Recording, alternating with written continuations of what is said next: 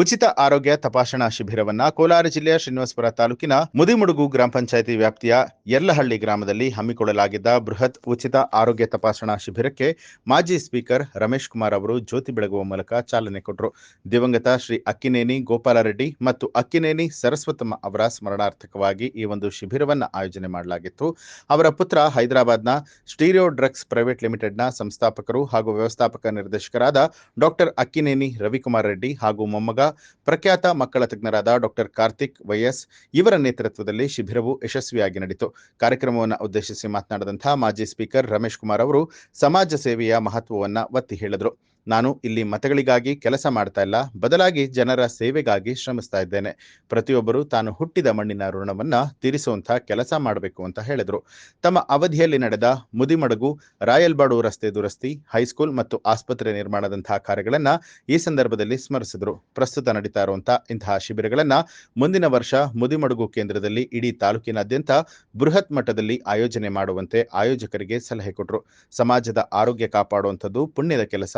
Doctor Ravikumar Reddy ಅವರ ಸಾಮಾಜಿಕ ಕಳಕಳಿ ಮಾದರಿ ಆದದ್ದು ಅಂತ ಹೇಳಿದ್ರು. ಗ್ರಾಮೀಣ ಭಾಗದ ಜನರಿಗೆ ಗುಣಮಟ್ಟದ ಆರೋಗ್ಯ ಸೇವೆ ಒದಗಿಸಿದ ಡಾಕ್ಟರ್ ರವಿಕುಮಾರ್ ರೆಡ್ಡಿ ಹಾಗೂ ಅವರ ವೈದ್ಯಕೀಯ ತಂಡಕ್ಕೆ ಯಲ್ಲಂಪಲ್ಲಿ ಹಾಗೂ ಸುತ್ತಮುತ್ತಲಿನ ಗ್ರಾಮಸ್ಥರು ತುಂಬು ಹೃದಯದ ಕೃತಜ್ಞತೆಗಳನ್ನ ಸಲ್ಲಿಸಿದರು.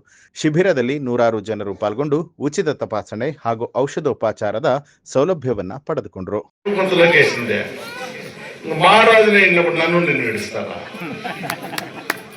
కొందరేమనుకోవాలంటే ఈయనే ఉండిపోతాము అని అనుకోవడం. పొగురొద్దు, స్వార్థమొద్దు, ద్వేషమొద్దు, కోపమొద్దు. ఏదో జరుగుతూ ఉంటాయి చిన్నపన్న పొరపాటుగా రా అనేది పిలిచేది, భుజం తట్టేది, పోకొట్ట. బిడ్డలు బాగా చదివించండి, విద్యావంతులు చేయండి. నేను 48 సంవత్సరాల నాడు వచ్చిన ఎర్లంపల్లి ఈ పొద్దున గండారని చూస్తా ఉండే ఎర్లంపల్లి నాకు ఎంతో తృప్తి. ఇట్లా 400 గ్రామాలు చేసినాను, ఒక ఊరు కాదు. ఇంతే సంతోషం నాకు. ఇప్పుడు పుట్టిండే వాళ్ళకి ఎర్లంపల్లిలో ఆ కష్టం వాళ్ళకి తెలీదు. పద్మావతం నడితే చెప్తుంది ఎట్లుండే ఊరు. అవునా కదా? ఈ రోడ్డుకి వెళ్ళంట వాళ్ళు ఇడిచెల్లే జమీన్, పాతూరు గంట రోడ్డుకి ఇడిచెల్లా. ఆ తర్వాత కొత్తూరికి పోలే వాళ్ళు రోడ్డు ఇడిచెల్లా. సైకిల్ చేయల్లో జాగాలు లేవు.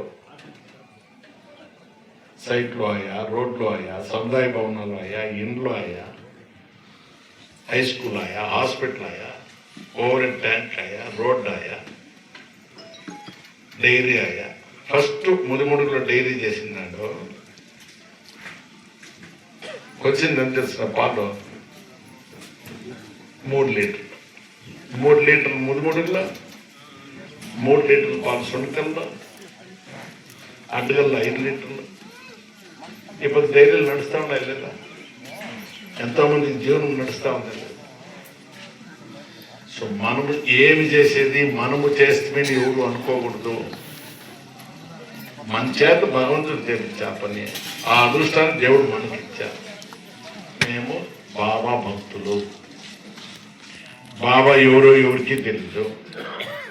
బాబా అప్ప అమ్మ ఎవరో ఎవరికి తెలీదు. బాబా యావ కులస్తుందో ఎవరికి తెలీదు. ప్రపంచమంతా బాబాతో పూజ చేస్తారు.